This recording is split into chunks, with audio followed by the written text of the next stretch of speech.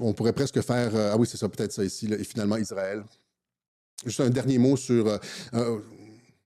un dernier mot ouais, sur il y a ce que je disais tout à l'heure à propos des influenceurs MAGA qui sont comme qui renient Trump et puis qui critiquent Israël, etc., etc.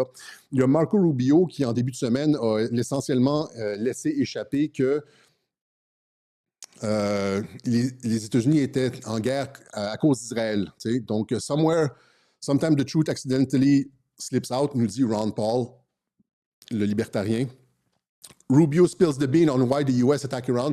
Il a essentiellement dit que les États-Unis ont dû y aller parce que sinon Israël y allait seul, etc. C'est comme si Israël était la cause du conflit, que les États-Unis étaient subordonnés à Israël, etc.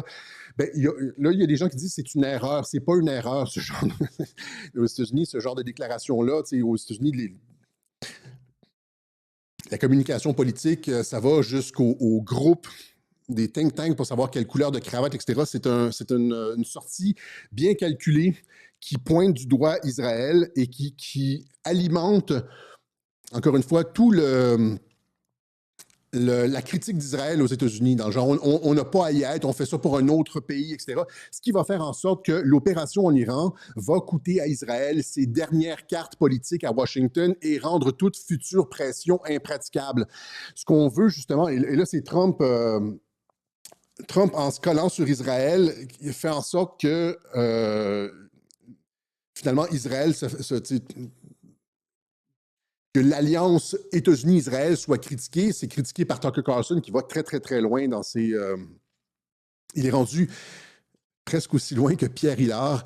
Marjorie Taylor Greene, etc., une grosse partie du mouvement MAGA est finalement contre. Mais finalement, c'est ça, c'est que cette critique d'Israël... il y a deux choses, encore une fois. Il y a deux trames narratives. Il y a le fait que Israël va avoir il va y avoir la paix au Moyen-Orient, peut-être pas exactement la paix qu'Israël aurait souhaité avec un changement de régime, mais il va avoir, avec les accords d'Abraham, la possibilité, une paix dans la région et la possibilité pour les États-Unis de se retirer, comme j'ai expliqué. C'est pour ça qu'ils laissent faire leur base. Ils s'en fichent parce qu'ils n'en auront pas de besoin. Et donc, ils vont pacifier la région d'une part, et d'autre part, ça fait longtemps que je l'explique, il va y avoir eu cette opération de communication qui va faire en sorte qu'Israël va être...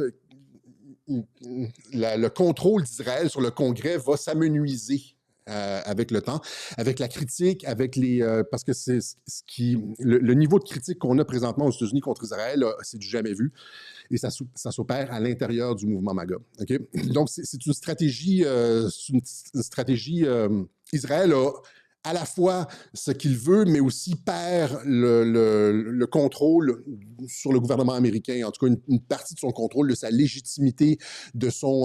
rappelez-vous, à partir du 7 octobre et l'opération sur Gaza, à quel point ils ont perdu des points dans l'opinion publique, pas seulement mondiale, mais américaine, à quel point ils ont perdu des points. Et là, les déclarations comme celle de Rubio, les attaques de Tucker Carlson, Marjorie Taylor Greene vont accentuer ça. C'est pas un hasard. Et il y a même les médias israéliens qui disent la gigantesque bourde de Rubio. Mais c'est pas une bourde, ça participe de cette espèce d'effort de communication de oui, on vous donne votre paix et un régime stabilisé en Iran, puis mais nous autres, on se retire, puis arrêtez de nous faire chier aussi avec le contrôle, puis le chantage, etc. Donc, vous voyez ici les représentants de l'armée israélienne.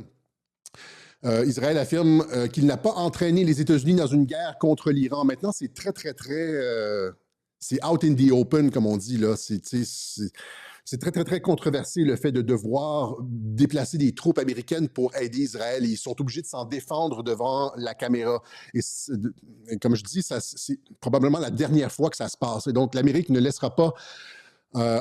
laissera pas entraîner par Israël. Il s'agit d'une opération conjointe, etc. Et il y a aussi, donc...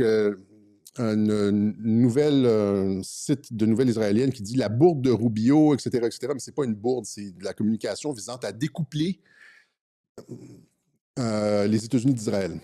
Meanwhile, Marco Rubio, and possibly the most damaging comment for Israel yesterday, said that the Israelis were planning an attack, and the Americans felt that if they didn't preemptively strike Iran, that the most damaging.